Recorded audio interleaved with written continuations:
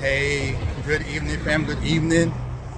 I just took a quick coffee break. It's like my fourth coffee for today. It's just one of those days today. One of those days, like a lot of activity. I had to do with a lot of underwriting stuff. I had to help some clients. And I got a potential guy who saw one of my videos. I think it's one I did 2 weeks ago. And he actually messaged me before and said, hey, I'm going to give you a call because I'm interested. And we had a chat today in reference to the IUL. And he was like, man, you are making sense. Like, this is stuff that a lot of people don't know. Like, people are just buying these houses. And we're sitting here and we've been told that this is the key to wealth and things like that. And he was like, after watching your video, I went and just crunched some numbers and did some math and said, yeah, you know what? That kind of doesn't make any sense. You know, so that's what I want to talk about today. Right? I want to talk about a couple of things. But first, let me talk about, especially for the people who are making great money, there's no reason why you should end up broke and homeless if you're managing your money properly. And when I mean managing it, I mean putting it into, like, if you're making good money and you want to do risky stuff, great, do some of that. But you should have a safe bet, like a safe account. Like, so today I was watching a video that Anton Daniel did in reference to one of the En Vogue member. She's a singer for En Vogue back in the day. I don't know if you guys remember En Vogue. It was actually a pretty good group back in the day. I think her name was Dawn Robinson. I could be wrong. I'm not sure. And it was a sad story, you know, listening to it, because she's living out of her car. She's homeless and living out of her car. And immediately my mind went back to, man, if this lady has sat down with somebody and put together an IUL, there's no reason for this lady to end up living in her car. This is crazy stuff that we're going through right now in America. Like, the greatest country in the world, where you have wealth upon wealth upon wealth, you know, bestowed upon you, and you end up being broke because a lot of people will invest their money in risky things, trying to get rich overnight, you know, doing restaurant deals, buying real estate, you know, all these things that I don't really believe it yield fruit for anybody, to be honest with you, you know. And if she would have had an IUL all them years while she was performing, making records, concerts, things like that, this lady right now will have wealth beyond wealth. So that's kind of like what I want to speak about today, because the reason why they don't market these particular IULs to you, these investors, because there's no real big pay, like commission, to them. Like a person who sells you on buying stock options and stuff like that, the fees that they're making on your portfolio, it's in the millions. So of course they're gonna market that to you, because they make way more money than an insurance agent will ever make selling you an insurance product. But people have negative things to say about insurance agents, when we know for a fact these Wall Street guys are millionaires for a reason.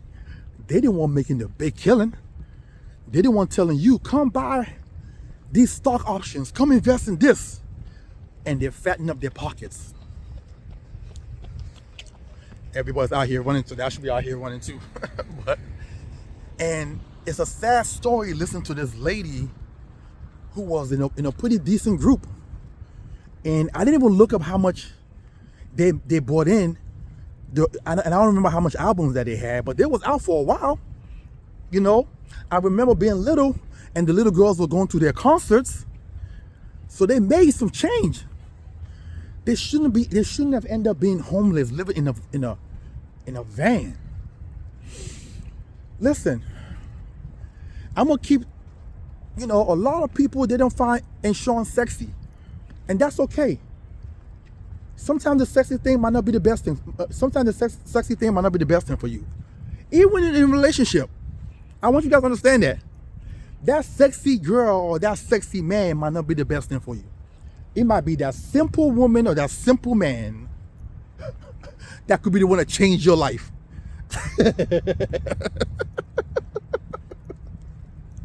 I'm keeping it 1,000.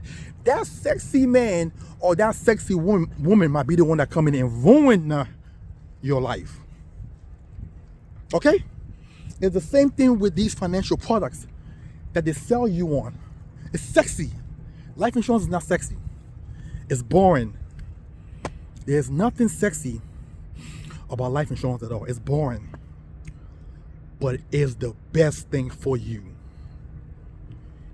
You will always have guarantee. Your money will be there. You will always have a guarantee with life insurance. I was watching this guy's video today, and he was talking about real estate, and I was like, this guy must have saw my video, because they tell you to come buy real estate is your key to wealth. I've never really truly believed that, because I'm not an emotional driven individual. Like I'm gonna take a look at, I'm gonna step back. You told me something, I'm gonna step back, take a look at it, crunch numbers, compute in my mind, is what you're saying for real? And real estate have never truly added up for me. It didn't make any sense. Now, this is if you're buying it as a place to live. But if you're buying it as an investor, I'm not talking to you right now. I'm talking to the one who buys a house and say my house is gonna build equity. My house is my retirement. The average home appreciate less than 3% a year. And appreciate, that's a relative thing to say, because it kind of gonna depend on your neighborhood. If you buy in the right neighborhood, then yes, your appreciation will go up. Especially if they bring in certain things like a Starbucks, a Mom's Organic, Whole Food, whatever, right? So, a train station, right? Yes. So it will appreciate.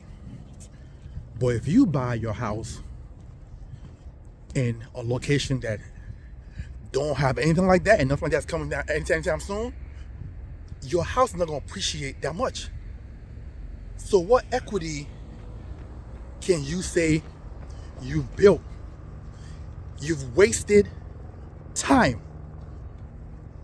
and spent money on that house that's not gonna bring you anything at all. Also too, to pull equity out of your home, you better be in a great position, especially in this market that we're in right now. Credit better be good, income better be good, your job consistency better be good. And then your house has to appraise for a certain, amount to make sense. So is that truly your money? And then when you take the money out, you gotta pay it back in the form of a home equity loan or something. Come on, guys. They have done such a good job in marketing real estate to y'all. It's crazy. These people are superb.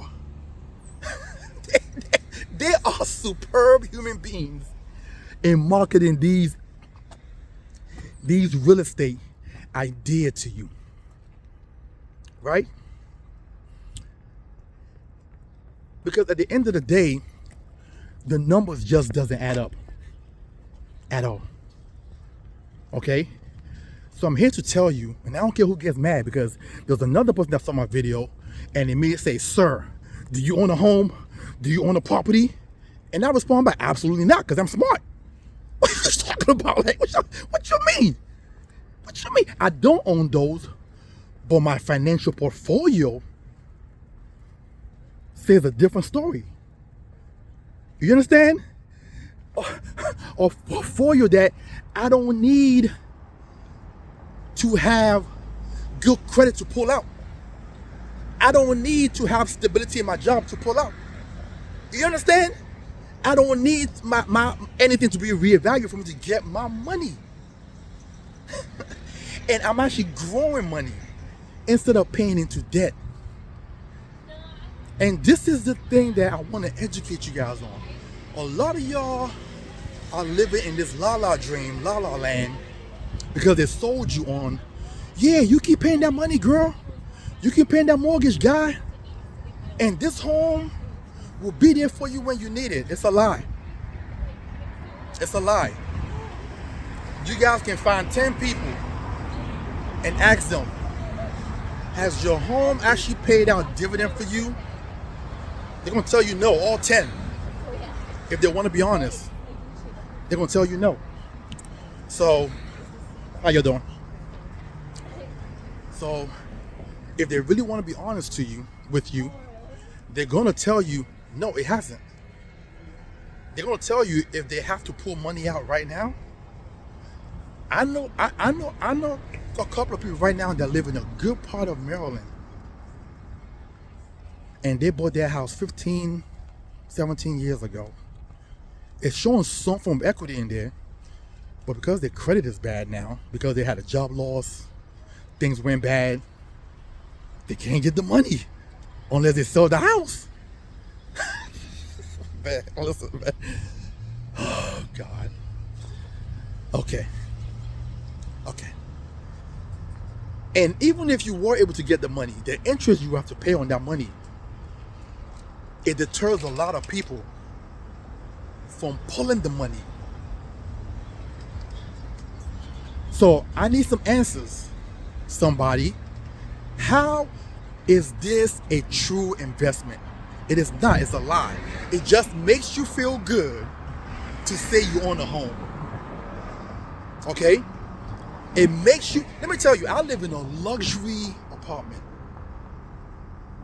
Looks something like this that you're seeing behind me. I live in a luxury apartment while I'm stacking bread. My portfolio right now, between my IUL and between my brokerage account, is averaging anywhere between 6 to 8% return. 6 to 8% return. While you're paying 5 to 7% on a debt. I want you to think about that for a second. And somebody on here is gonna tell me, oh, you paying somebody else's mortgage. Yes, I am. And I ain't gotta worry about no maintenance costs. I ain't gotta worry about no annual tax assessment on my property. I ain't gotta worry about none of that crazy stuff, which allowed me to build more wealth. You understand?